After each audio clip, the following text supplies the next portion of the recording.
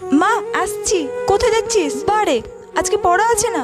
শোন মনা, তোর স্যারকে বলবি এই সন্ধ্যাবেলার দিকের পড়াটা সকালবেলার দিকে করিয়ে দিতে। তোর আস্তে আস্তে সেই কত রাত্রি হয়ে যায় বলতো। বলবো এই ফোনটা নিয়ে যা। আর শোন, পড়া হয়ে গেলে কিন্তু কোচিং থেকে একদম বের হবি না।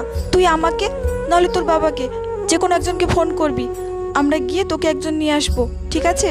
আসছি। সন্ধ্যা 7টা বেজে গেল, মেয়েটা এখনো পর্যন্ত একটা ফোনও করলো না। আর আমিও যে একটু এগিয়ে যাব, রাস্তাঘাটে এমন অন্ধকার, বেরোতেই যেন ভয় লাগে। অন্যদিন তো মেয়েটা অনেক আগেই ছুটি হয়ে যায়, বাড়ি চলে আসে। আজকে তো দেরি হচ্ছে কেন? মা, মা, আমি এসব কি ভাবছি? না না, অন্ধকার হোক আর যাই হোক, আমি এক্ষুনি আমার মেয়ের কাছে যাব। ও মা, মনা, তুই ফোন করলি না, একা একা চলে আসলি কেন? তুমি যে ফোনটা দিয়েছিলে ওই ফোনটা তো চার্জই শেষ হয়ে গেছিল, সেই জন্য স্যার বাড়িতে দিয়ে গেল। আমি কত চিন্তা করছিলাম জানিস, এই সমাজে মেয়ের মাদের এইভাবে ভয় কাটাতে হবে না।